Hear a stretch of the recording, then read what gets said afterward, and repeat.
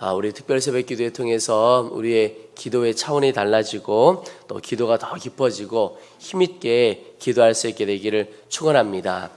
이제 3일 지나가고 있는데요. 남은 이틀도 우리 가족들 또 속회 식구들 서로 건면해서 기도의 자리 함께 나와보시기를 바랍니다. 기도 생활을 포함해서 또 우리 신앙생활 해가면서 참 조심해야 할 것이 있습니다. 그것은 바로 영적인 침체에 빠지는 것, 이거 참 조심해야 합니다. 키에르케고르가 이야기한 것 중에 하나가 가장 치명적인 병은 암이나 결핵이나 에이즈 같은 그런 질병이 아니라 절망이다, 이렇게 이야기를 했습니다. 절망이 우리 마음 가운데 찾아오는 것 굉장히 위험한 일입니다. 여러분, 우리가 우리 육체에 조금만 이상이 있어도 병원을 찾아가 보고 또 조심하고 생활을 바꾸죠. 먹는 것 하나도 다 조심스럽게 바꾸어 갑니다. 우리의 육체에 대해서는 그렇게 신경을 쓰지만 영적인 침체에 대해서는 무관심하게 살아갈 때가 참 많습니다. 마음이 중요하다라고 하는 것 깨닫지 못하고 살 때가 많다는 것이죠. 여러분, 영적인 침체가 우리에게 찾아올 때가 있는데 이 영적인 침체가 어떤 것이냐? 기쁨을 잃어버린 것, 영적인 침체입니다. 그리고 낙심이 우리 마음 가운데 찾아온 것, 이게 바로 영적인 침체입니다. 혹 오늘 기도하는 자리에 나왔지만 이렇게 기도한다고 무슨 소용이 있을까?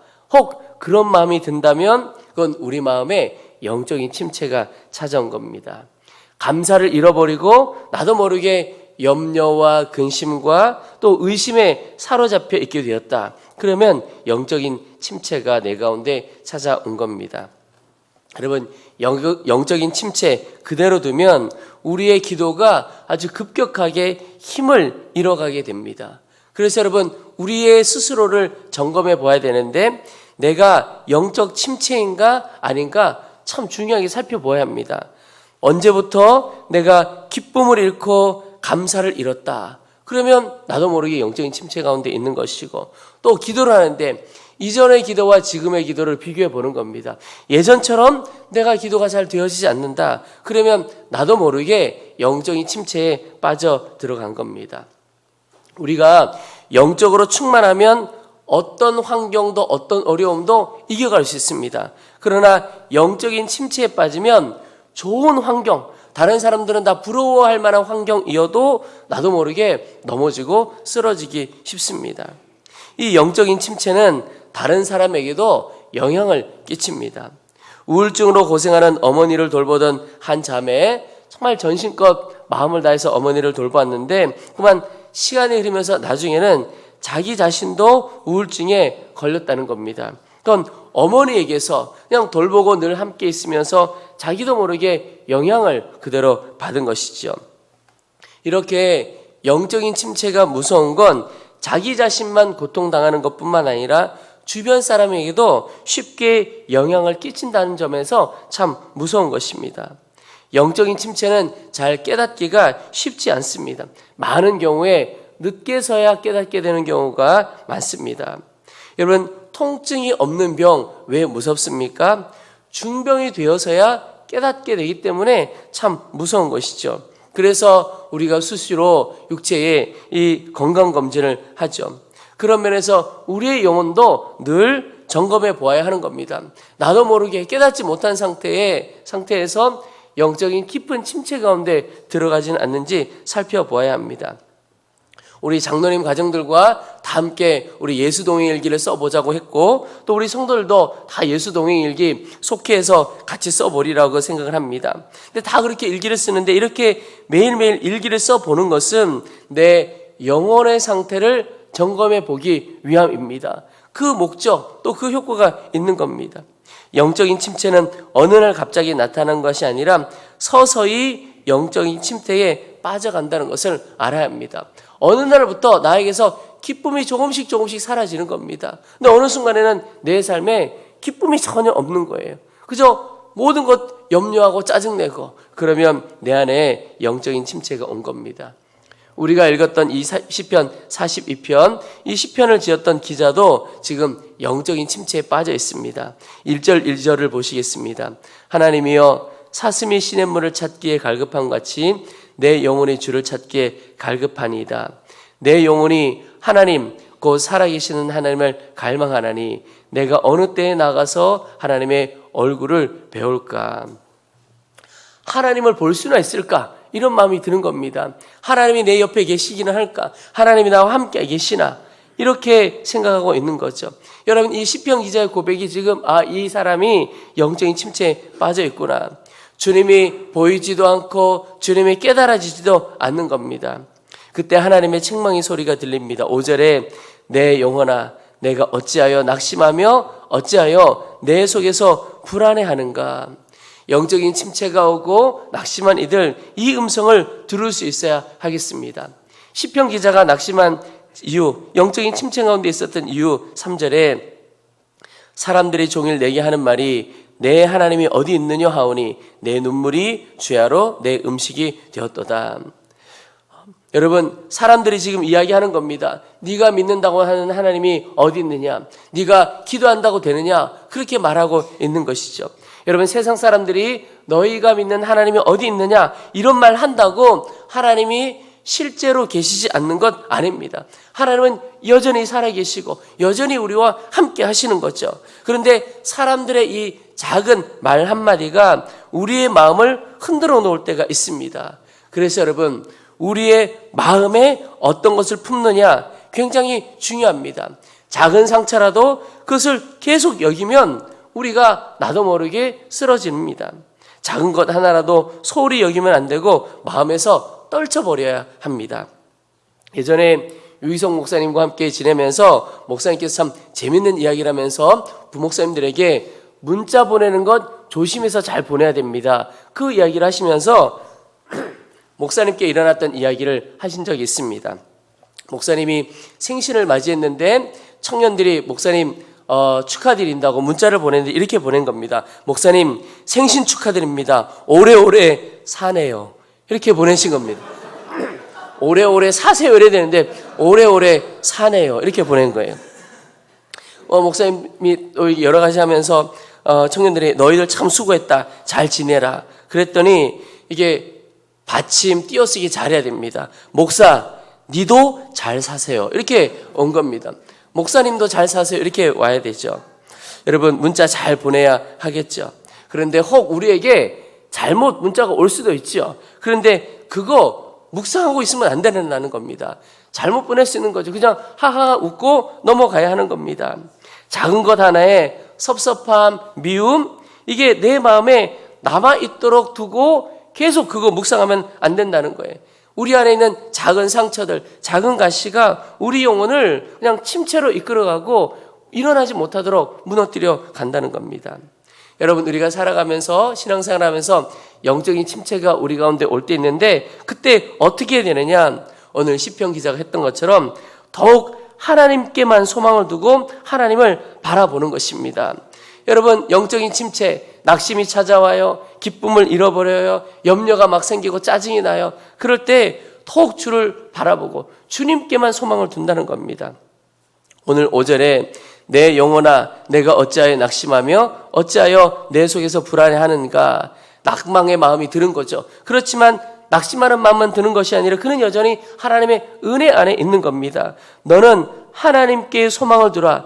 그가 나타나 도우심으로 말미암아 내가 여전히 찬송하리로다. 여러분, 하나님은 여전히 우리의 도움이시고 여전히 우리와 함께 계시고 우리를 붙들어 주시는 분이십니다.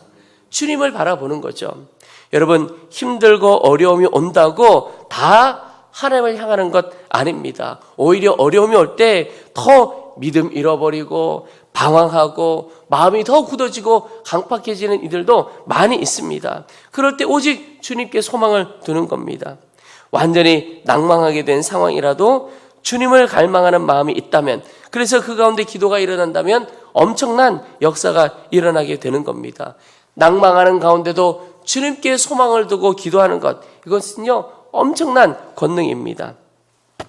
허드슨 테일러가 1875년 몸이 너무너무 쇠약해졌습니다. 병상에 누워있는데 연필 하나 잡아서 글 쓸 수 없는 그런 형편이었습니다. 그래서 다른 사람의 도움을 받아서 겨우 중국 선교를 위해 기도해달라는 내용의 기사를 신문사에 의뢰하게 되었습니다. 이렇게 글을 보냈습니다. 이 글을 읽는 기독교인들에게 호소합니다. 귀하께서 지금 바로 1분만 하나님께 진심으로 기도하여 주십시오. 중국 복음 사업을 위해서 18명의 선교사 보내줄 것을 기도해 주십시오. 그가 병사에서 인내하며 기다리는 동안에 실제로 18명의 선교사가 그를 찾아왔습니다. 오직 기도의 역사이죠. 허드슨 테일러가 간증하기를 제가 건강해서 18명의 선교사 구하며 열심히 뛰어다녔다면 제 힘으로 이들을 보내서 선교했을 것이라고 생각했을 겁니다. 그러나 반대로 병상에 있었기 때문에 완전히 기도의 응답으로 하나님이 역사하신 것입니다. 여러분, 우리 마음에 낙심이 막 몰려올 때 지금 하나님께서 나에게 있게 하신 그 자리에서 지금 나에게 맡겨주신 것을 충성스럽게 하는 겁니다. 그러면서 그 자리에서 할 수 있는 그 일을 하면서 오직 주님을 바라보며 나아가는 겁니다.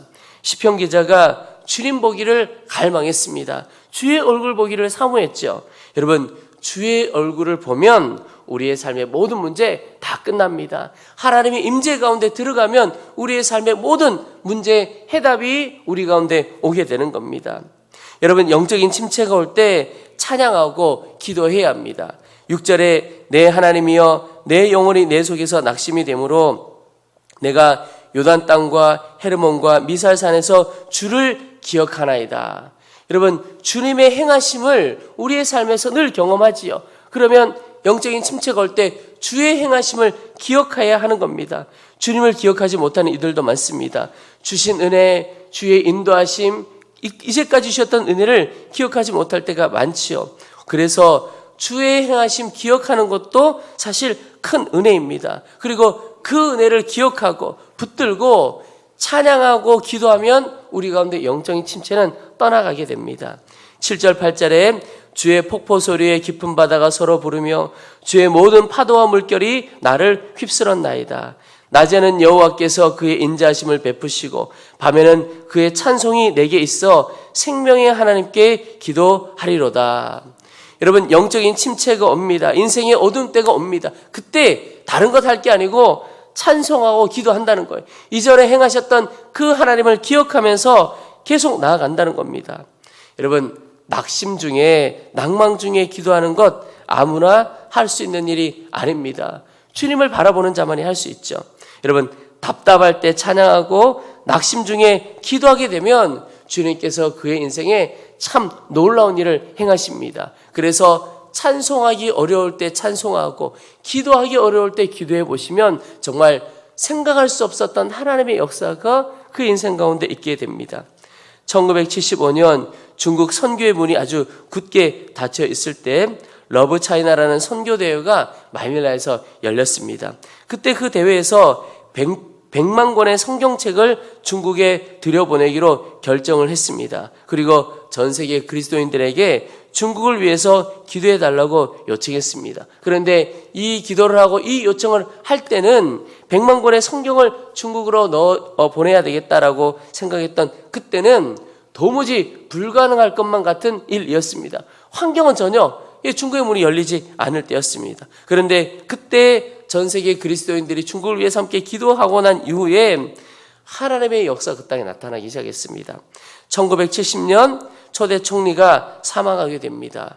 7월에는 중국 대륙에 큰 지진이 일어나서 중국 대륙을 정말 하나님이 흔들어 놓았습니다. 그리고는 모택동이 9월에 사망하게 되고, 그리고 그 다음에 등소평이 정권을 잡게 되는데 중국이 급격하게 개방의 길을 가게 됩니다. 그리고 중국의 복음 선교의 문이 활짝 열려지게 됩니다. 전혀 기대할 수 없었는데 하나님 앞에 소망을 갖고 기도하며 나아갈 때, 기도할 수 없을 그때 기도할 때 하나님께서 친히 역사해 가신 것이죠. 여러분, 어떤 일이 이루어지기 전에 기도한다는 것은 정말 답답한 일입니다. 되어지는 게 전혀 보이지 않을 때 기도하는 건 답답한 일입니다. 그러나 정말 놀라운 일입니다. 왜냐하면 하나님의 역사는 기도에서 시작하기 때문에 그렇습니다. 그래서 우리 가운데 기도의 갈망이 일어나고 기도가 나오기 시작한다. 그러면 하나님께서 내 삶에 역사하고 계시는구나. 하나님은 기도에 감동을 주시고 기도하게 하시고 주의 일을 행해 가시는 분이시기 때문에 그렇습니다. 그래서 기도할 수 없을 그때, 너무나 답답한 그때에 찬송이 나오고 기도가 나온다. 주님께서 역사하시는 가장 분명한 증거입니다. 여러분, 오늘 이 새벽에 혹시 답답한 중에 주님 앞에 나와 기도하시는 분들, 또 답답한 중에 하나님 앞에 찬양하시는 분들, 입술을 열어 찬양하시는 분들 너무너무 축복합니다. 주님의 역사가 우리 영혼 가운데 시작된 것이라고 믿으시면 됩니다. 또 하나, 영적인 침체가 우리 가운데 올 때 주님께 귀 기울이는 것이 너무너무 중요합니다. 여러분, 우리 안에는 늘 두 가지 말씀이 들려오게 됩니다. 하나는 하나님의 음성이고 또 하나는 마귀의 소리죠. 어느 소리에 귀 기울이느냐에 따라서 우리의 영적인 상태가 엄청나게 달라집니다. 우리가 보았던 것처럼 이 시편 기자가 영적으로 낙심한 것은 사람들의 말 때문이었습니다. 종일 사람들이 그에게 와서 네가 믿는 하나님 어디 있느냐? 보여줘. 이러면서 조롱하고 비난하는 거죠. 여러분, 우리 귀에 들리는 말을 잘 분별해야 합니다. 특별히 무엇인가를 비판하고 비난하는 말들 조심해야 합니다. 다 옳은 이야기라 할지라도 그 말을 내 마음에 계속 두게 되면 내가 기쁨 잃고 헌신 잃고 다 의심하게 됩니다. 예배도 은혜가 되어지지 않고 말씀도 은혜가 되지 않습니다. 결국은 내 영혼만 손해보는 길입니다. 여러분, 내가 함께 비난하고 함께 욕한다고 바뀌어지는 것이 아닙니다.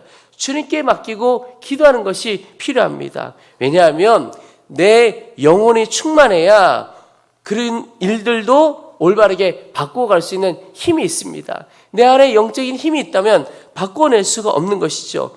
우선순위의 문제입니다. 여러분, 중요한 것은 내 영혼인 것이죠. 내 영혼이 사는 길이냐, 내 영혼이 무너지는 길이냐 잘 살펴보아야 합니다. 그래서 내 영혼에게 좋지 않은 길이라면 피해야 하는 겁니다. 먼저는 내 영혼이 살아나고 내 영혼이 충만해야 그 다음에 무언가를 할 수 있는 힘이 우리 가운데 있는 겁니다. 내 영혼이 피폐해지는 길을 피하고 무엇보다도 주의 말씀을 붙들어야 합니다. 주님의 음성에 귀 기울여야 하는 것이죠. 그래서 여러분, 오늘부터 지금 이 순간부터 주님은 우리와 함께 계시고 우리에게 말씀하시는 분이고 우리는 주의 말씀을 들을 수 있다고 그랬습니다. 그래서 지금부터 모든 일을 할 때 주님께 물어보며 살아보시기 바랍니다. 주님, 지금 무엇을 할까요? 어떻게 할까요? 눈을 뜨면서부터 주님을 바라보고 주님을 생각하면서 주님께 묻는 겁니다. 주님, 새벽기도 가야 할까요? 말아야 할까요?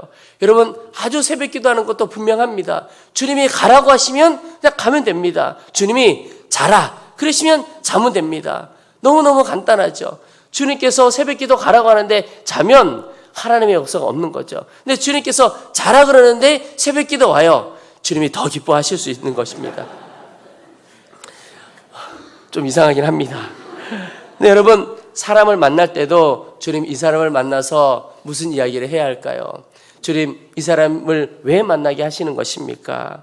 어떤 작은 일을 할 때도 주님, 어떤 마음으로 어떻게 해야 할까요? 주님께 다 묻고 나아가는 겁니다. 주님께 묻고 주님께 기울이면 주님이 우리에게 말씀하시는 겁니다. 그리고 그 하나님의 말씀이 우리 영혼을 소생시키는 거예요. 여러분, 성경을 읽을 때도 성경을 쭉 읽다가 주님, 오늘 이 말씀을 통해서 이 성경을 통해서 무엇을 제게 말씀하시려고 하십니까? 그런 마음으로 성경을 읽다 보면 한 구절, 한 말씀 또는 한 단어가 우리 영혼을 살려내게 되는 겁니다. 그러면 이기는 삶을 살게 되는 거죠. 미즈노 겐조라고 전신마비 장애를 가진 기독교 시인이 있습니다. 일본 사람인데요. 11살에 갑작스럽게 뇌성마비를 앓게 됩니다. 전신이 마비되고 심지어 말할 수 있는 언어 능력도 다 상실하게 됩니다. 그래서 그는 말할 수도 없고 글을 쓸 수도 없었습니다. 그 마을에 들어와 전도하던 목사님을 통해서 그 가정이 복음을 듣게 됩니다. 그리고 온 가족이 예수를 믿게 되는데, 이 미즈노 겐조의 어머니가 아이에게 성경을 늘 읽어주었습니다. 내 성경을 읽어줄 때 그 아들의 눈을 엄마는 눈치를 챈 거예요. 말씀을 읽어줄 때 아들의 눈에서 어떤 설명할 수 없는 변화들이 일어나는 것을 엄마는 눈치를 챈 겁니다. 아들에게 어떤 변화가 일어나는지, 내 아들이 무슨 말을 하고 싶은 건지 그걸 어떻게 알 수 있을까? 뭔가 하고 싶은 말은 있는 것 같아 보이는데, 그래서 일본 글자를 쫙 적어놨습니다. 그리고 하나하나 짚어가면서 아이의 눈빛을 보았습니다. 그리고는 아이가 눈을 깜빡하면 그 글자 한 글자 모으는 겁니다. 그렇게 모아서 그것이 단어가 되고, 그게 모여서 문장이 되고, 그리고는 그렇게 모아서 시를 쓰게 됩니다. 그리고 그의 시집이 출판되어지게 되는데, 이 미즈노 겐조라고 하는 시인이 적은 시 중에 말씀이라고 하는 제목의 시가 있습니다. 하나님, 오늘도 말씀해 주세요. 단 한마디 뿐이어도 좋습니다. 내 마음은 작아서 많이 주셔도 넘쳐버려 아까우니까요. 여러분, 이 사람이 말할 수 없는 어려움 중에서도 구한 것은 딱 하나님의 말씀입니다. 하나님의 말씀 하나면, 한마디면 내가 살겠습니다. 너무 많이 주셔도 내가 감당할 수 없다는 거죠. 여러분, 하나님의 말씀 한마디가 우리 귀에 들려오기 시작하면 영적인 침체에서 벗어나고 우리는 살아나게 됩니다. 여러분, 주의 말씀을 늘 구하시길 바랍니다. 베드로, 예수님께서 그가 교회를 세울 반석과 같은 사람 될 것이라고 하셨습니다. 그러나 그가 크게 넘어지지요. 예수님을 3번이나 부인하고 저주하는 일까지 일어나게 됩니다. 베드로의 마음이 어떠했겠습니까? 완전히 낙심을 하고 이제 예수님의 제자로서의 삶은 다 끝났다고 여겼습니다. 그러나 그렇게 쓰러지고 넘어진 베드로를 예수님께서 다시 일으켜 세웁니다. 그래서 그는 초대교회의 위대한 사도로 쓰임받게 되고 결국 순교의 자리까지 가게 됩니다. 이유는 예수님께서 베드로를 위해서 기도하셨기 때문에 그렇습니다. 베드로 스스로는 낙심하고 무너졌는지 모르지만 그 무너질 베드로를 위해서 주님이 기도하신 겁니다. 잠시 사단이 이긴 것처럼 보이지만 주님의 기도가 끝내 이긴 겁니다. 그를 붙들어 준 거죠. 여러분, 이 일은 지금 우리에게도 똑같이 일어나고 있는 일입니다. 여러분, 지금 우리가 절망과 좌절과 실패와 낭망 속에 있어도 하나님은 우리를 향한 놀라운 계획을 다 가지고 계십니다. 그리고 결국은 하나님이 우리를 회복시키시고 일으키시고 다시 시작하게 하시는 분이 우리 하나님이십니다. 여러분, 우리가 할 것은 어떤 상황에서도 주님을 바라보고 어떤 상황에서도 주님 예배하며 나아가는 것입니다. 그러면 주님께서 우리의 예배를 받으시고 우리의 마음을 받으시고 우리에게 말씀을 주십니다. 그러면 결국 주님께서 우리의 삶을 회복시키시고 우리가 생각하지도 못한 놀라운 길로 우리를 이끌어 가실 것입니다. 여러분, 오늘 기도할 때도 주님만을 바라보고 주님께 소망을 두고 기도해 보시기 바랍니다. 하늘의 은혜가 폭포수와 같은 은혜가 우리 10년 가운데 임하게 될 것입니다.